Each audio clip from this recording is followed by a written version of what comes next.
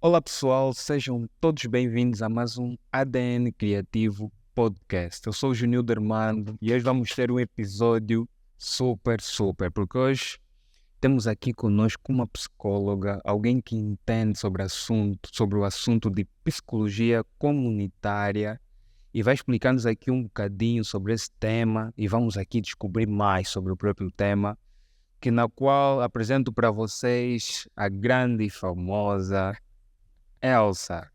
Olá, como está? Olá, Junildo, tudo bem? Estou bem, graças a Deus. Pessoal, a Elsa é psicóloga, é cofundadora do grande projeto na qual tenho muito carinho, a Giramundo, Exatamente. que vai hoje explicar-nos um bocadinho sobre psicologia comunitária. Olha, Elsa, nós estamos numa comunidade em que a área de psicologia de vez em quando é um bocadinho deixada de lado, mas é uma área muito importante porque ajuda naquilo que é a convivência entre pessoas, o pessoal a descobrir exatamente os seus objetivos e não só. Então, antes de falarmos sobre psicologia comunitária, eu gostaria de ouvir a Elsa falar um bocadinho só sobre psicologia, mas antes de falarmos sobre psicologia, eu quero descobrir um bocadinho quem é a Elsa, o que é que a Elsa faz, o que é que gosta e como é que entrou para esse mundo da psicologia. Ok. Eu chamo-me Elsa Bumba e, antes de mais, obrigada pelo convite para cá estar. E já vou pedir desculpas porque estou aqui com a voz um bocadinho mal, então em alguns momentos vou ter que parar a garganta, mas vamos seguir. Temos som. Temos som, exatamente. Escolhidos aqui. Percebi. Bom, a Elsa Bumba, 30 anos de idade, sou psicóloga, clínica de formação. Sou mãe, tenho um filho, o Akin. Não sei, às vezes é difícil falarmos sobre nós, não sei, eu acho que mais coisas podemos descobrir durante a conversa, ou podes descobrir durante a conversa, mas como é que eu descobri a psicologia? Foi super por acaso. Eu venho de uma família que trabalhava com saúde, mas curiosamente não tinha nenhum médico. E desde nova que sempre fui incentivada, para não dizer impingida, a seguir medicina. Sim. E eu acho que quando toda a gente acredita muito numa coisa e te incentiva tanto, tu passas a acreditar que é aquilo que tu queres. E eu queria ser médica, efetivamente, queria ser cirurgiã plástica durante a grande maior parte da minha vida. E infelizmente durante o médio tive umas épocas assim um pouco mais de loucura na adolescência, e então não entreguei o suficiente para ter as melhores notas que me permitiam entrar em psicologia em Portugal, que era onde eu queria estudar. E então houve uma mudança de planos. Eu decidi que ia fazer medicina no outro país, na Hungria. Mas antes de ir para a Hungria, o meu pai adoeceu e eu tive que ir para Portugal, efetivamente, para ajudar a cuidar dele. E como já estava há algum tempo sem estudar, porque terminei o ensino médio, estava no processo de tratar documentos e etc., até ir para a Hungria. Quando cheguei a Portugal, disse: eu não quero ficar parada, quero estudar, para ocupar o meu tempo, para ter no que pensar. E depois, com o stress da doença do meu pai, era uma coisa que ocupava imenso a minha mente.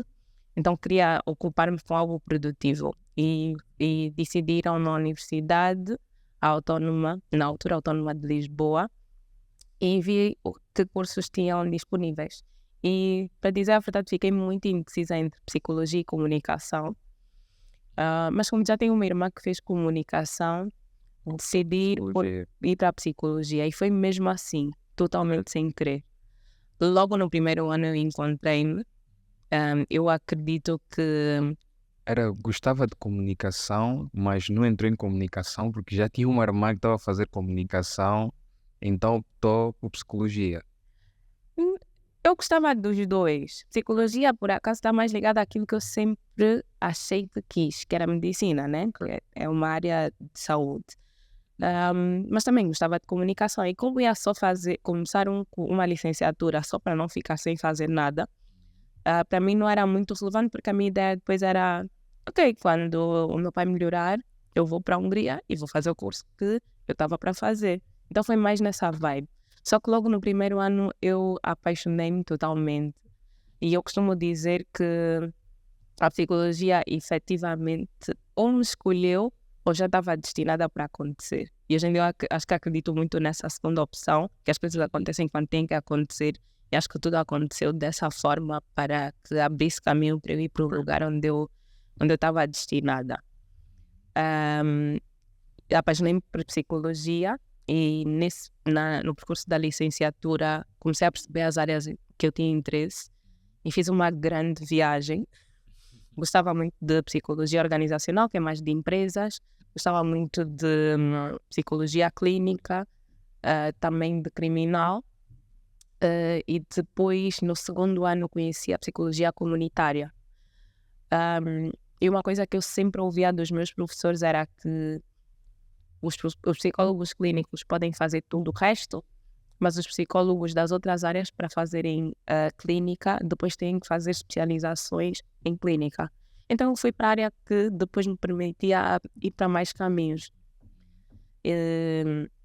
Então fiz a licenciatura, fiz o mestrado em clínica, mas desde que terminei, e já vou entrar para a terceira parte da pergunta que tem a ver com o comunitário, desde que entrei para o mercado de trabalho, que trabalho em clínica, mas simultaneamente trabalhava em projetos sociais. Então, numa primeira fase, começou muito com eu a tentar pôr em prática o meu propósito de vida, que eu acho que o meu propósito de vida é capacitar as pessoas, seja em que contexto for, e eu acho que a psicologia é a minha casa exatamente porque me permite isso.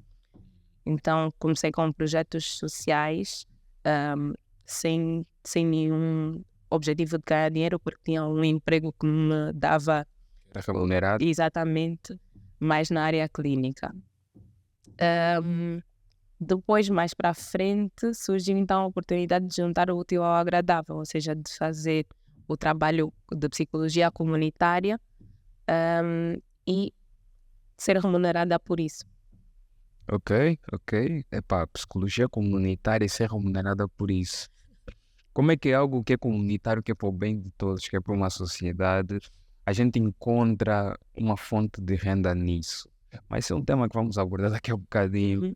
Mas agora, Elsa, explica-nos um bocadinho, de uma forma resumida, o que é psicologia? Psicologia, epá, do que eu tenho noção, serve para estudar as pessoas, entender o pensamento das pessoas, o comportamento e tudo isso. Será que eu estou certo? Será que faltou alguma coisa? De uma forma resumida é isso. Estudar psicologia é estudar a mente humana. E a mente humana tem muitas nuances. Tem a parte mais cognitiva, capacidades como inteligência e habilidades mais técnicas, e depois tem habilidades mais comportamentais. E tudo isso está dentro daquilo que é a nossa caixinha cinzenta, o nosso cérebro, a nossa mente. Então, a psicologia estuda tudo isso, estuda o comportamento humano, e em suma depois vai se desenvencilhando para as diversas áreas, aquelas que eu falei agora e algumas mais. Ok, muito interessante. E a psicologia acaba por de alguma forma ajudar o ser humano também, né? Não só em descobrir problemas do próprio ser humano, mas também de ajudar. Onde é que entra essa parte da ajuda? Como é que é a ajuda psicológica? Porque algumas pessoas que ainda têm preconceito de ir ao psicólogo. Há aquele preconceito que o psicólogo é só para malucos, não só mais. Durante os tempos começamos a notar que nem só isso. Há pessoas que estão bem, mas precisam do acompanhamento de um psicólogo de acordo aos problemas que têm diários, as rotinas e não só. E como é que a psicologia entra nesse quesito de ajuda? Vou usar uma frase clichê, mas que vai totalmente de encontro ao que tu disseste agora. Todo mundo tem problemas. Vai ao psicólogo quem quer resolver os seus problemas.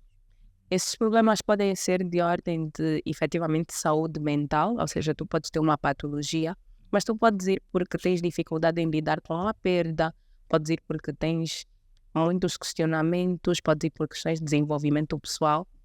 Então, o psicólogo não serve para, entre aspas, tratar malucos, como se pensa por aí. Ok.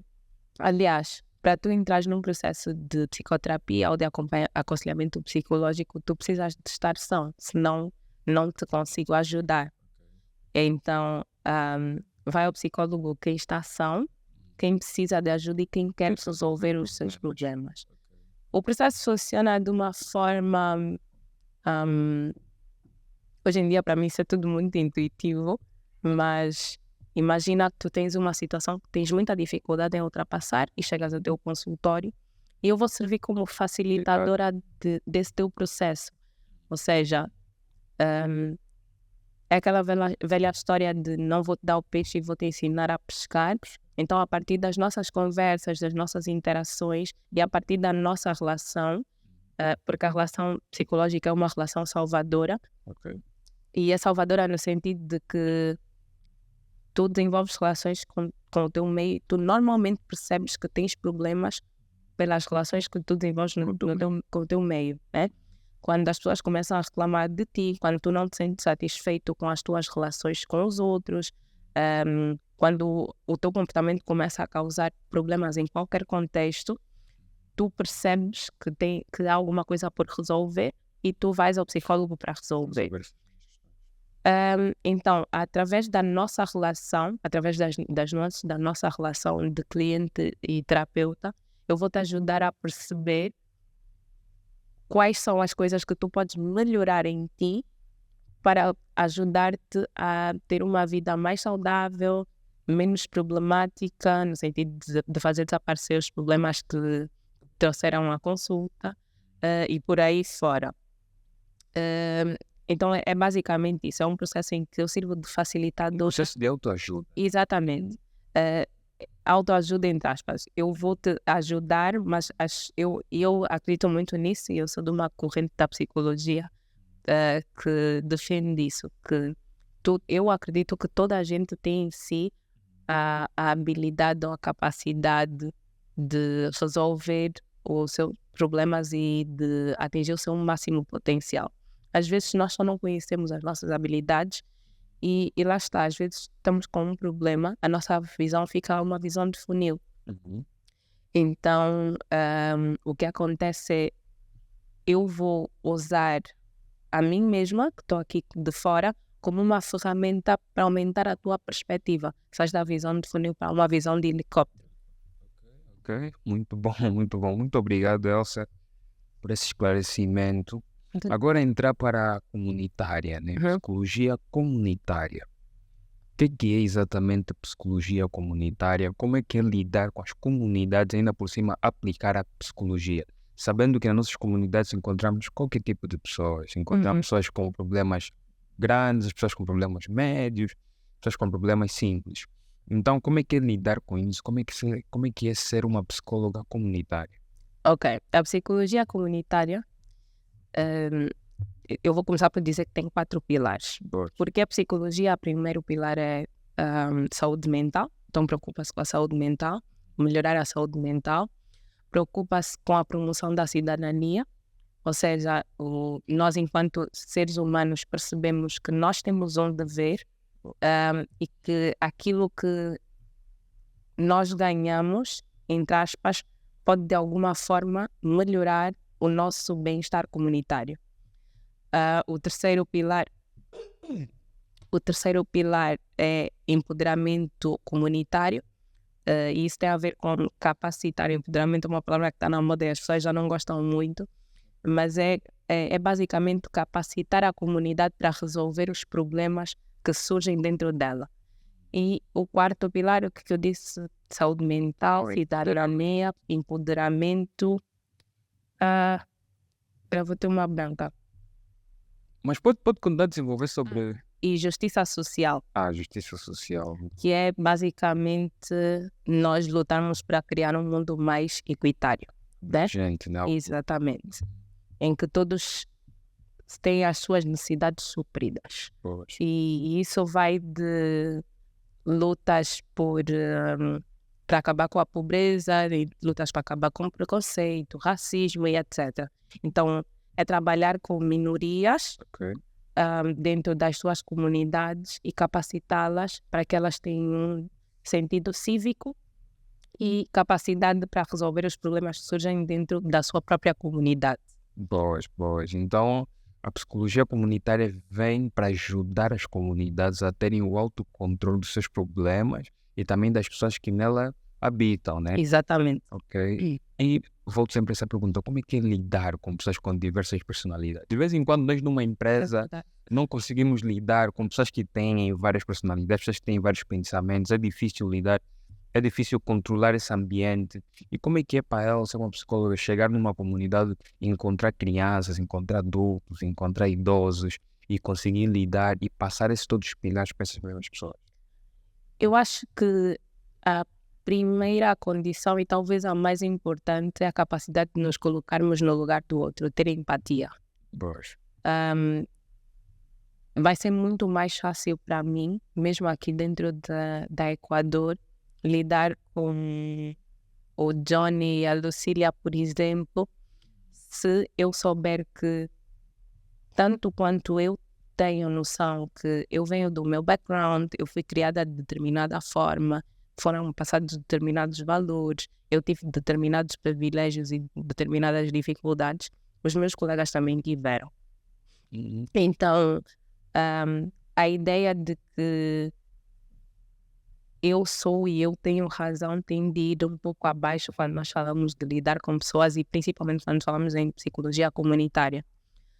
Precisamos chegar lá e a coisa talvez mais importante, depois de olharmos para as pessoas com empatia, é saber ler as situações. E nós psicólogos somos treinados para desenvolver essa habilidade.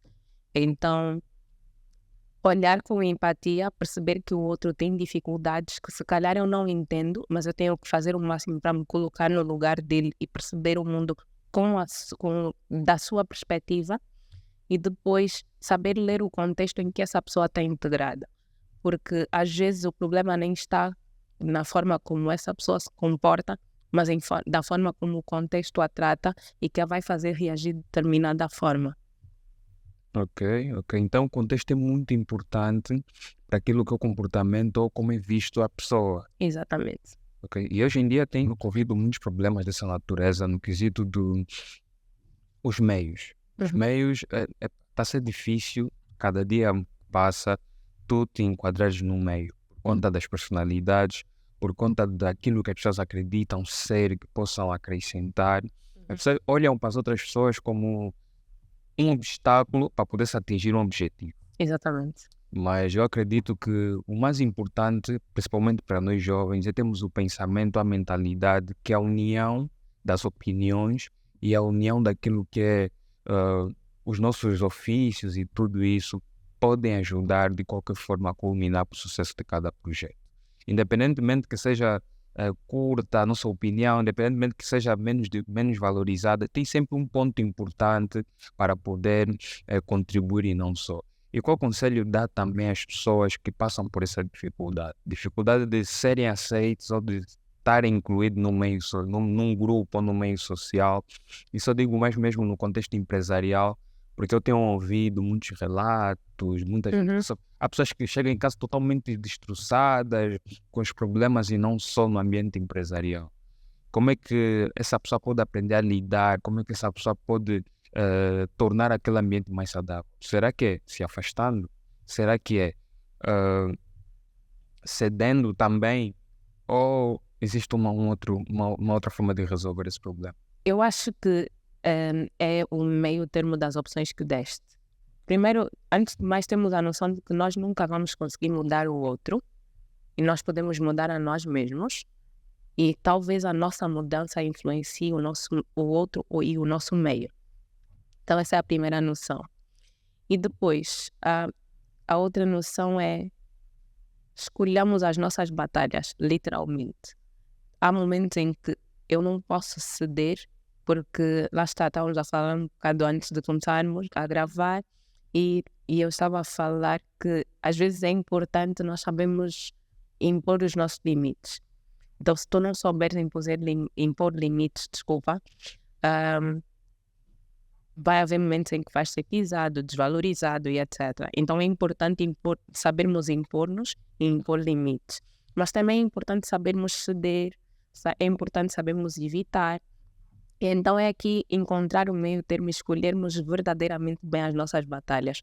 Se eu sei que eu não posso mudar o ambiente tóxico que existe no meu contexto de trabalho, seja ele qual for, se calhar eu tenho que encontrar pequenas estratégias. Se calhar eu não vou falar tanto e não vou tentar tanto entrar num meio que não me quer aceitar, e eu vou encontrar subterfúgios, vou encontrar um colega que seja mais da minha onda, que tenha mais o meu tipo de personalidade, que seja mais receptivo até, e vou me entornando com ele, e aos poucos se calhar eu consigo ganhar a confiança do resto da equipa. E se não for uma questão de confiança, se calhar eu consigo habituar-me, mas pelo menos eu tenho uma espécie de refúgio, alguém com quem eu sinto que posso contar. Porque a verdade é que, seja no contexto de trabalho, escola, nós nos sentirmos excluídos e solitários acaba por afetar o nosso psicológico. E claro, é como disseste, se eu não estou bem no meu local de trabalho, se eu não sinto paz para trabalhar, eu não vou ser produtivo. E além de não ser produtivo, depois eu vou para casa e vou descontar na minha família, nos meus amigos, eu não vou ter a mesma disponibilidade. Então funciona tudo como um efeito bola de neve. Então eu diria que o conselho é: escolha as batalhas, entenda que não pode mudar os outros, só assim mesmo. E o terceiro conselho, eu sei que nem sempre é possível, mas se aquele ambiente não te está a aceitar, se tu não te sentes feliz, começa a haver outras opções. Claro que não podes deixar o emprego do dia para a noite, mas manda candidaturas, tenta buscar outros meios de subsistência. Porque a nossa saúde emocional é muito É importante. muito importante. E depois, lá está, eu não tenho dados aqui, mas é cada vez maior o número de pessoas que desenvolvem gastrites, hérnias, problemas musculares, pressão arterial, exatamente, tudo por causa do ambiente de trabalho. E nem sempre tem a ver com carga de trabalho. Muitas vezes até tem a ver com um ambiente tóxico e com a incapacidade das pessoas de lidarem com aquilo com a sua plena saúde mental, e depois isso começa efetivamente a afetar o nosso corpo. Ok. Olha, a Elsa dá aqui uma aula de psicologia para as pessoas que passam por esse problema. Eu acredito que a maior parte das pessoas que vão ver o podcast vão se identificar com essa parte, porque isso é muito recorrente, é mesmo muito recorrente. Não tem idades, é para todas as idades que isso acontece. E a Elsa dá aqui as soluções para poder sair disso. Não são perfeitas. Não são perfeitas, mas uma opção pode ser suficiente. Agora, sobre as comunidades, será que nas comunidades também acontece isso? Também temos casos de pessoas que se sentem sufocadas em estar numa comunidade, não são ouvidas e desenvolvem esses mesmos sintomas? Sim, eu acho que para olharmos para isso com clareza é olharmos para os problemas que temos hoje no mundo. É um lado contra o outro. Porque não só as pessoas como as instituições estão muito preocupadas em estar um contra o outro do que ajudar uns aos outros. Exatamente. E o que precisam de perceber é que se houver sinergia, realmente nós conseguimos resolver muitos problemas. Eu estava a dizer, é só olharmos para o mundo e vermos que é a comunidade dos negros com os Black Lives Matter e a comunidade dos brancos que não entende o conceito da comunidade do Black Lives Matter, as LGBTQI e os que não entendem a comunidade LGBTQI. Então, não é dizer que uns estão certos e errados, mas é só pensarmos que enquanto houverem minorias e maiorias, vai continuar a haver ostracização, e vão continuar a haver pessoas dentro das comunidades a se sentirem excluídas, desvalorizadas, assim como nos contextos de trabalho que falamos há bocado, pessoas nas comunidades, mulheres, mulheres estão a conquistar cada vez espaços maiores, cada vez mais cargos de responsabilidade, de liderança, mas ainda assim nós temos que lutar por algumas coisas que os homens não têm, né? E a verdade é que em muitas situações isso é visto como vitimização. E ok, pode ter uma vertente de vitimização, mas há uma vertente de verdade. E então é isso que normalmente acontece quando falamos em minorias ou em desigualdade ou em injustiça social. Há uma parte que se sente injustiçada, que se sente prejudicada, e muitas vezes o é, mas não é totalmente compreendida. E dei os exemplos do racismo e da comunidade LGBTI. Não quero errar. LGBTI. Mas é difícil. Mas pronto, dessa comunidade, porque eu acredito, e depois também deu das mulheres, porque eu acredito que essa desunião e esse um contra o outro começa a surgir dos extremos. Começa a surgir eu estou a tentar impor-me e a mostrar o meu lugar no mundo, nessa comunidade que não me ouve e não me respeita. E continua a não ser ouvida, continua a não ser respeitada e valorizada. Então eu vou começar a puxar pelos extremos e a minha luta vai deixar de ser impor-me e vai passar a ser eu vou ser superior a fulano ou a cicrano. E então isso é que é a parte negativa que eu posso, que é aquilo que eu percebo e claro é a minha opinião e vale o que vale, mas quando se fala em associativismo, essa eu vejo que é a parte negativa, o extremismo, e funciona assim para os dois lados, né? Para o lado que tenta impor-se e para o lado que tenta desvalorizar e não ceder, exatamente. Mas o trabalho em psicologia comunitária ensinou-me que existe uma explicação para tudo, nós só temos que estar dispostos a ouvi-los, né? E lá está, eu estou a dizer que o extremismo surge quando alguém não é ouvido, então daí a importância de nós conseguirmos parar, nós estamos a fazer esse trabalho que é mais ou menos de mediação e de tentar implementar soluções que tragam mais justiça social.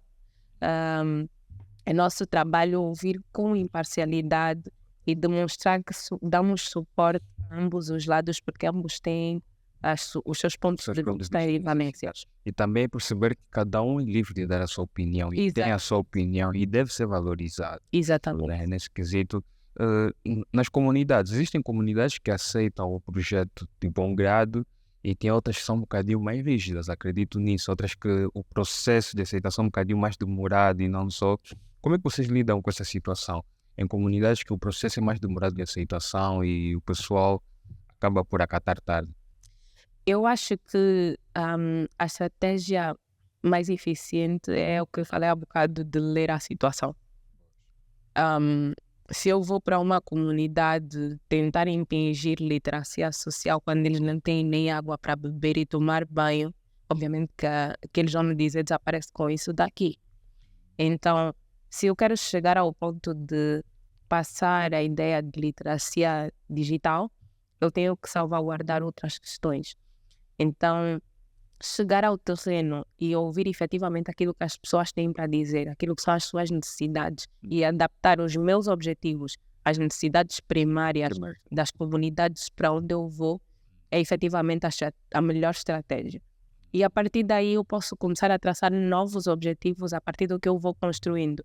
E é também assim que se conquista, né?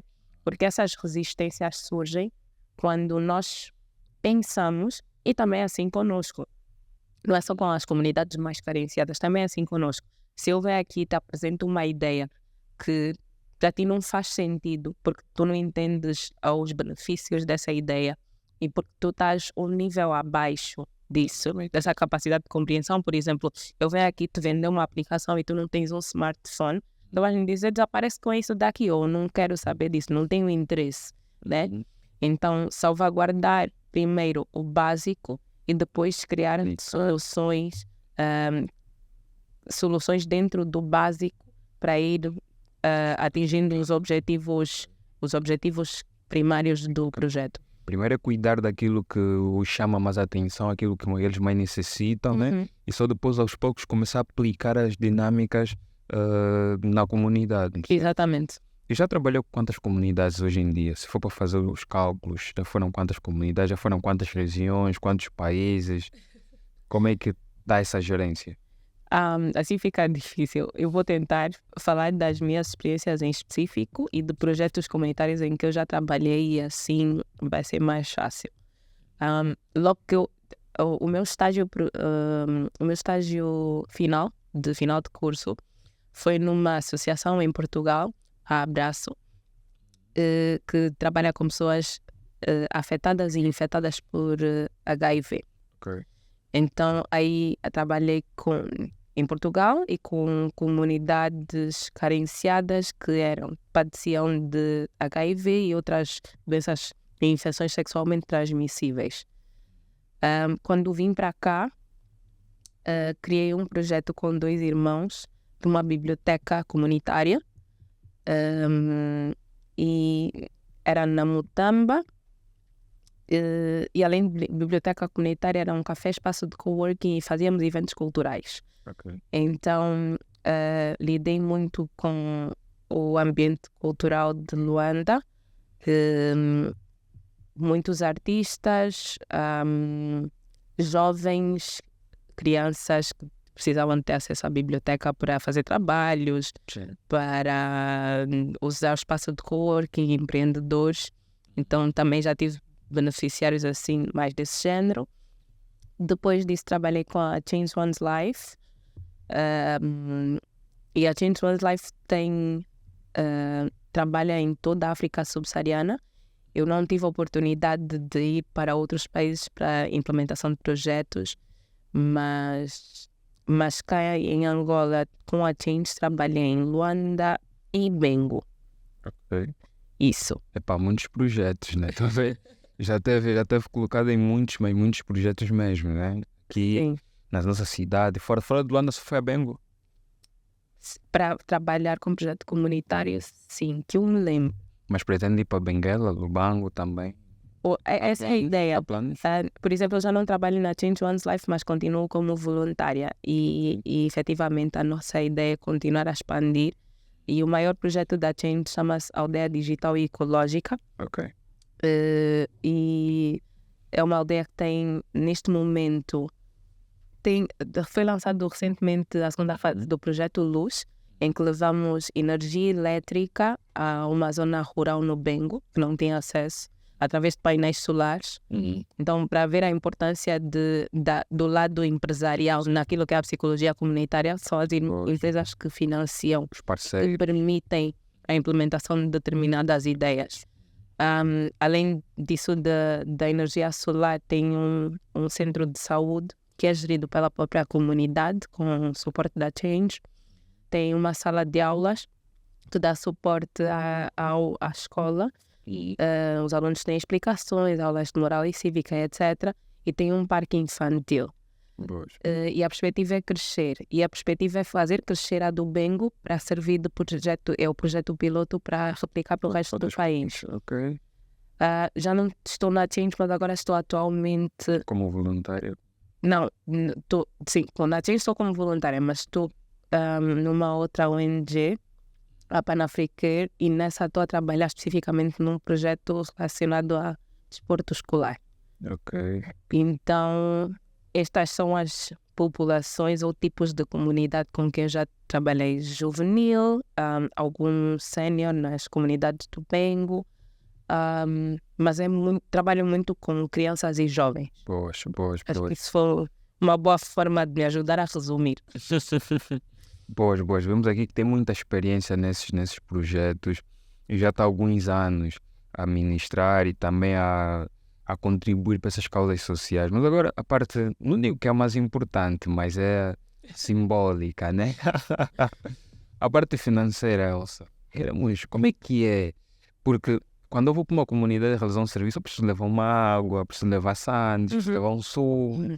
Isso exige financiamento, exige Exatamente. custo. O mesmo pessoal que eu vou mobilizar para estar lá, Os voluntários exatamente precisam de comer, sim, de precisam dormir.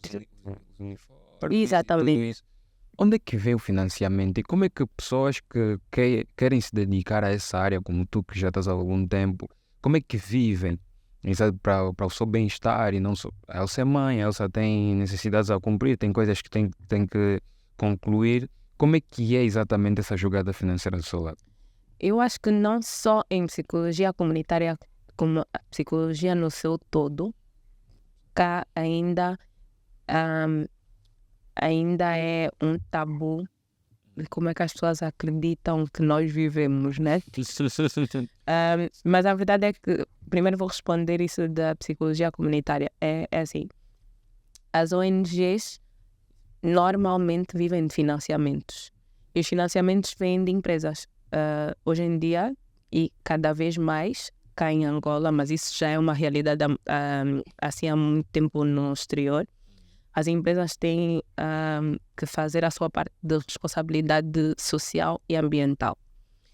E o que é que elas fazem? Como não há normalmente grande disponibilidade dos próprios colaboradores da empresa, porque têm que fazer a empresa render, fazerem o trabalho comunitário, eles aparecem como financiadores das ONGs e as ONGs podem ser o parceiro implementador. Agora percebi. Então é como se tu tivesses uma empresa, chegas à minha ONG e dizes, eu quero, e tanto pode ser, a empresa vem com um projeto para nós co-construirmos e implementarmos, como pode ser a empresa vem e diz, eu vou disponibilizar estas e estas verbas e estes dias por ano em que os meus colaboradores vão dar suporte. E a partir daí, a ONG constrói o projeto ou co-constrói o projeto para a empresa em termos de responsabilidade. Então pode ser, eu vou para uma comunidade no Bengo, aqui em Luanda, num município, alguma parte de Luanda, eu encontro uma situação, eu sou empresário, mas eu não tenho pessoal para poder dar resposta àquela situação, e não só porque o meu pessoal, como eu sabendo isso, tem que estar no escritório a produzir, não tenho como tirar o meu pessoal os finais de semana para dar aqui isso. Vou ter com uma ONG, vou ter com a Elsa. Exatamente. Onde eu vou financiar projeto em nome da minha empresa e a Elsa dá a solução. Exatamente. É mais ou menos assim que funciona. Esse processo que vocês conseguem tirar alguma verba, né? Exato, porque... Para poder sustentar a própria ONG. Exatamente, porque a ONG em si não tem fins lucrativos, Certo. né? Mas tem que pagar funcionários, porque não é a mesma coisa eu ser voluntária de uma ONG e ir lá quando eu posso e eu ir quando pode acaba por afetar a eficácia do projeto. Certo. Então os projetos não podem depender inteiramente de voluntários. Ir quando pode vai significar que há dias em que todo mundo não pode e há dias em que todo mundo pode, né? Certo. Então, o que acaba por acontecer é tem que ter funcionários efetivos normalmente e quando é possível, e esses pagamentos dos funcionários efetivos vêm normalmente desses financiamentos. Então, por exemplo, eu vou desenvolver o projeto X, eu vou contratar X pessoas para esse projeto. Se calhar quando esse projeto acabar, pode acabar ou pode ter continuidade, né? Mas se calhar quando esse projeto acabar, eu não tenho serventia e eu vou embora e vou procurar outro emprego noutra empresa, ou noutro projeto, ou noutra ONG e por aí fora. Ok. Muito obrigado, Elsa, aqui pelo esclarecimento financeiro. A parte que eu estava sempre a tocar aqui no princípio e a nossa conversa antes de entrarmos para o ar. Mas agora vamos falar aqui sobre... Já estamos a terminar.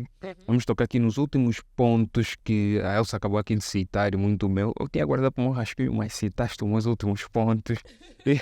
Que é o empoderamento, a participação comunitária, a prevenção, a colaboração interdisciplinar, a justiça social. Citou esses pontos aqui também, mas eu gostaria que desse... eu queria que dizesse algumas coisas rápidas sobre esse ponto. Olha, vamos falar agora sobre empoderamento. Fala algo rápido no contexto mesmo da psicologia comunitária. Como é que é o empoderamento nas comunidades e como é enfrentado esse processo? Ok, empoderar as O comunidades que é exatamente empoderar uma comunidade? é capacitar. Bom, É estudos, estudos, formações, e às vezes as formações não têm a ver com caderno e escola no modo formal. Às vezes é ir para uma comunidade e ajudá-los a gerir melhor o seu dinheiro, porque são agricultores e têm que se gerir melhor para continuar a fazer dinheiro para prover para a família. ok. Às vezes é ensinar estratégias do género. eh, Aqui na comunidade, o fulano planta mandioca e o ciclano planta milho e o outro fulano planta não sei o quê. Se vocês se juntarem, a parte daquilo que vendem, vocês podem prover uns para os outros no modelo de troca, por exemplo. É apresentar ideias e soluções. Ideias para empoderar o projeto. Exatamente, Ok. que empoderem a própria comunidade e a parte do empoderamento comunitário tem muito a ver com depois a comunidade ser autossustentável. Ou seja, eu não preciso de ir todos os dias para te dizer que hoje é dia de troca. A partir do que eu vou passar à comunidade, eu vou lhes dar a capacidade de continuarem a fazer isso. Ok. Eles serem capazes de tomar as suas decisões. De tomar as suas decisões, de manter projetos vivos, mesmo depois da nossa retirada e por aí fora. Boas. Agora, a participação comunitária. Participação comunitária, isso tem muito a ver com promover cidadania. É nós promovermos nas pessoas a ideia de que se eu hoje, Elsa, estou a sair da minha casa, que é sei lá onde, para te vir ajudar, se tu hoje és capaz, tu tens que ajudar a tua comunidade. Boa. Tu tens de fazer mais pela tua comunidade. É um dever cívico teu, é um dever de cidadão comunitário teu. Então tem muito a ver com isso. Promover nas pessoas a ideia de que, sei lá, se eu sou um rapaz desta comunidade e, olha, vou usar um exemplo famoso. O Bruno Fernando, Certo. ele está hoje em dia na NBA, né? Mas ele era um rapaz de Luanda, normal como tu e eu. Hoje em dia ele tem uma fundação que dá suporte a outros jovens. Isso é participação comunitária, isso é cidadania, dever de cidadania. Ele saiu de uma comunidade, sentiu-se a obrigação de poder dar continuidade. Exatamente. Porque ele sabe que recebeu. podem existir outros talentos, como ele foi um talento que foi descoberto e ele vai dar suporte. Não estou a dizer exatamente, eu nem sei do que é a fundação do só estou a dar o exemplo porque é o sentido de devolver a minha comunidade, ao meu país, à minha gente, Mesmo a gratidão. aquilo que a minha gente também me deu um dia. Ok. Prevenção, Elsa. Prevenção. Prevenção tem muito a ver com criarmos soluções internas para dar respostas a problemas que possam surgir. Então, se eu sei que está a vir a época da seca, numa comunidade, eu vou efetivamente criar estratégias para, com a minha comunidade, dentro da minha comunidade. Lidar com essas pessoas. Exatamente. Eu já sei que é inevitável, está a vir a seca, então eu vou criar mecanismos, seja vamos armazenar comida, vamos armazenar não sei o quê, vamos arranjar mecanismos para depois conseguirmos fazer regas, vamos, seja o que for, Sim, os métodos. prever problemas Ok. e antecipar soluções. Agora, a colaboração interdisciplinar. Colaboração interdisciplinar tem a ver com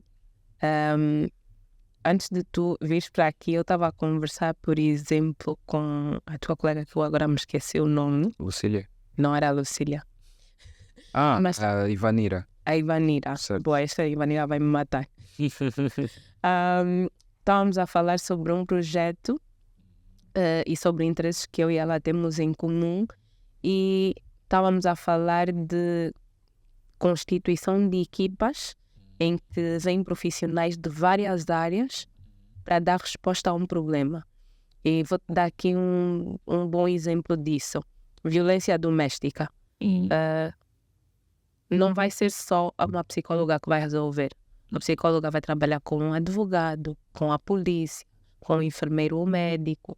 Ou seja, envolver várias disciplinas, várias áreas na solução de um problema. E normalmente isso é a melhor abordagem. Por quê? Porque traz várias visões e traz a importância de cada lado para a mesma solução. Uma avaliação coletiva. Exatamente. Aconteceu. Agora, justiça social. Justiça social. Justiça social tem a ver com discriminação, acabar com pobreza, acabar com desigualdades de género, acabar com racismo, exatamente. A justiça social engloba tudo isso, engloba lutar contra a ostracização que é feita às minorias. Ok. Pessoal, esse foi mais um episódio aqui muito, mas muito importante para aquilo que é a construção da psicologia comunitária. Aprendemos um bocadinho hoje com a Elsa sobre psicologia comunitária. Vimos que o objetivo é construir comunidades saudáveis e nisso incluir as pessoas, para que as pessoas possam se sentir incluídas nesse mesmo projeto, possam estar bem uns com os outros e de seguida desenvolver certas experiências, angariar conhecimento e dar continuidade ao mesmo projeto. Quem sabe se eles conseguiram sobressair, cria também um projeto para poder ajudar os outros a subir da mesma forma. Exatamente, essa é a Então, visão. pessoal, quero aqui agradecer a todos vocês por terem nos acompanhado neste grande episódio com a Elsa sobre psicologia comunitária. Vou deixar aqui um minutinho para a Elsa deixar os seus agradecimentos, seus beijinhos, seus abraços, as suas redes sociais. Quem quiser contactar a Elsa para uma conversa, quem tem já um projeto sobre uma comunidade, quer partilhar com a Elsa, esse é o seu momento, Elsa.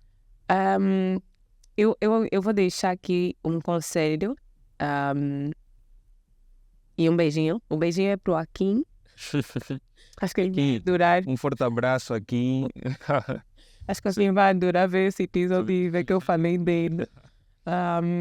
E o conselho seria: vamos parar de apontar dedos aos outros, ao governo, à empresa X e à empresa Y, e vamos fazer a nossa parte. Se eu, Elsa, se tu, Junildo, se Equador, se a Giramundo, se todo mundo fizer a sua parte, todos e cada um vamos fazer uma Angola e um mundo melhor. Então, esse é o meu conselho. Cada um tem de fazer a sua parte. E isso vai contar com a infinidade de conselhos que eu partilhei aqui. Certo. Mas, essencialmente, muita empatia. Sejam empáticos uns com os outros. Muito importante, sim. Coloquem-se no lugar do outro. Vejam o mundo pela perspectiva do outro, porque o mundo não é preto e branco. E o outro não está a fazer as coisas propositadamente para nos prejudicar. Pode estar, mas na maior parte das vezes não. E então, eu acho que é muito importante nós termos a noção de que temos de fazer a nossa parte, e fazendo a nossa parte estamos a fazer o melhor. Boas, Elsa, muito obrigado. Acho que é só aqui as suas redes sociais, para quem quiser entrar em contato consigo. No LinkedIn, Elsa Mbumba. No Instagram, Elsa Eduarda 8. Facebook eu não uso para quase nada, a não ser nas questões de trabalho e que não vê aqui, não sabe aqui chamadas. Então é LinkedIn e o Instagram. Ok. Elsa, muito obrigado mais uma vez Ju. por estar aqui conosco e esclarecer esse tema. Foi uma conversa muito, mas muito proveitosa. Aproveitei também para poder contar algumas coisas. Deixa conta, contei algumas coisas para si. E é isso, ficou o essencial. Definiste muito bem sobre psicologia e levaste ao lado da comunitária e encaixou bastante, e temos aqui os pontos todos bem traçados. Boa. E volto a agradecer e quero contar contigo num próximo episódio. Obrigada. Pessoal, fiquem bem, um forte abraço. Esse foi mais um ADN Criativo Podcast. Sigam as páginas do nosso podcast, ADN Criativo no Instagram, ADN Criativo no YouTube. Fiquem atentos porque os episódios estão a sair e chegou o grande momento. Um forte abraço, até já. Até já. Tchau, tchau.